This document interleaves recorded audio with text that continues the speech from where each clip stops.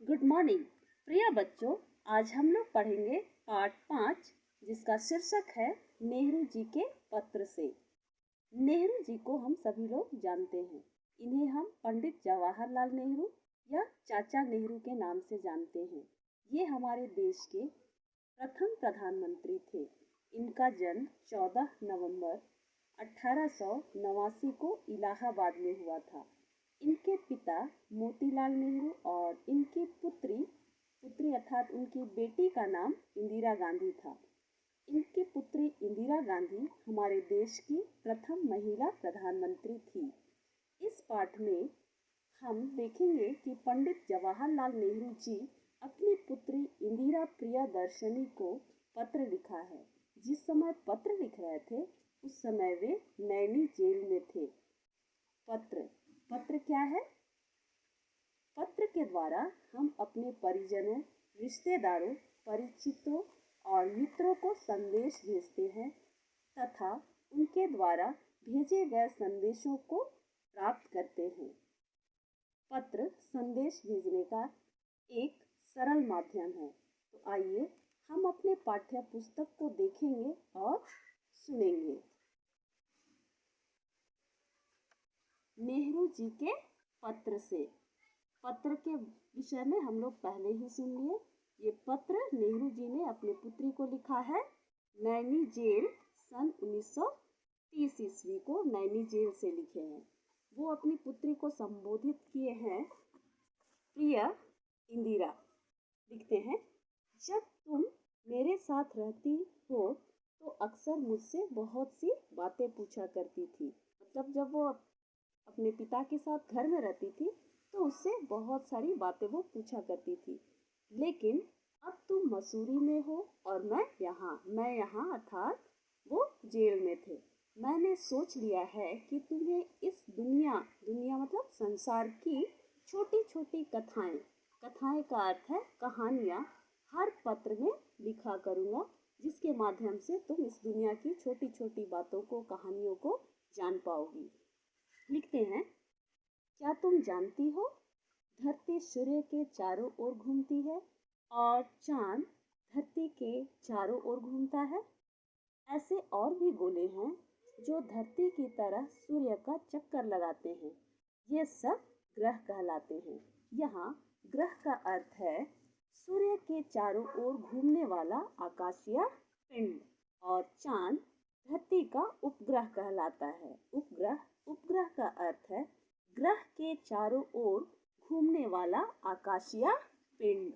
आगे लिखता है, सूर्य, ग्रह और उपग्रह मिलकर मानो एक सुखी परिवार बन जाता है। जिस तरह हम लोग सब अपने अपने परिवारों में रहते हैं, उस तरह यहाँ पर सूर्य, ग्रह और उपग्रह मिलकर एक सुखी परिवार बनाता है। इस परिवार को सौर जगत कहते हैं। सौर का अर्थ है सूर्य से संबंधित। आगे लिखता है, सौर है सूर्य और जगत है संसार। सौर है सूर्य और जगत है संसार। संसार मतलब दुनिया, यानी कि सूर्य का परिवार। आगे लिखता है, रात को तुम आसमान में हजारों सितारे देखती होगी।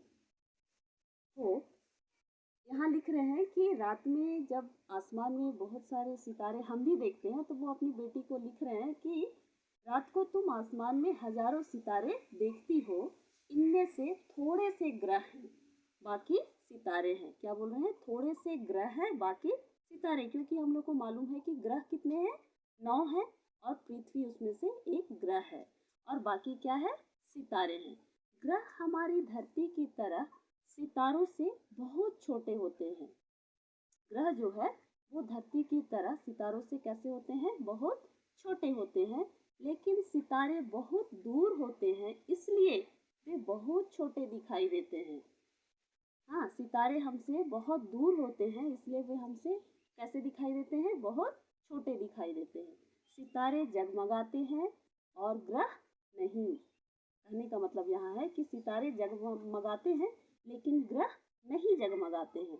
ग्रह जो है, लिखा है आगे, ग्रह सूर्य की रोशनी से चमकते हैं। ग्रह जो है वो किसकी रोशनी से चमकते हैं? सूर्य की रोशनी से चमकते हैं। वास्तव में सूर्य स्वयं स्वयं मतलब अपने आप एक क्या है, सितारा है। कहने का मतलब सूर्य एक सितारा है। हमें यह बहुत बड़ा आग का गोला सा मालूम होता है, जो कि हम लोग सब देखते और जानते हैं।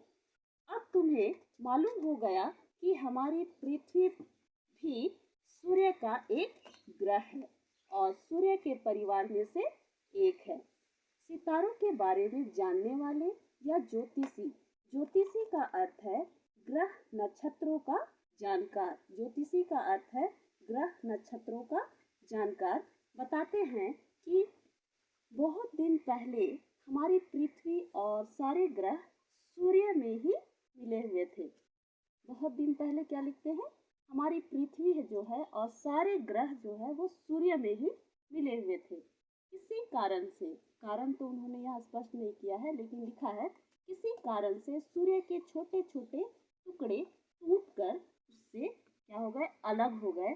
लेकिन वे अपने पिता सूर्य से बिल्कुल अलग ना हो सके। वे सूर्य के इर्द गिर्द ही चक्कर लगाने लगे।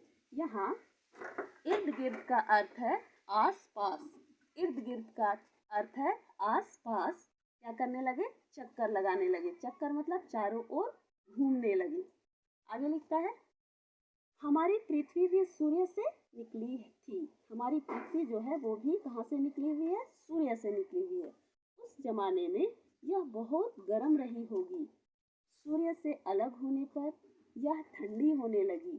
सूर्य का एक अंश होने के कारण, अंश, अंश का अर्थ है टुकड़ा या हिस्सा होने के कारण धरती सूर्य की बेटी हुई। जब यह गर्म थी तब इस पर कोई जानदार चीज, जानदार मतलब जिसमें जीवन हो, जैसे आदमी, जानवर, पौधा या पेड़ नहीं रह सकता था। धीरे धीरे पृथ्वी ठंडी होने लगी।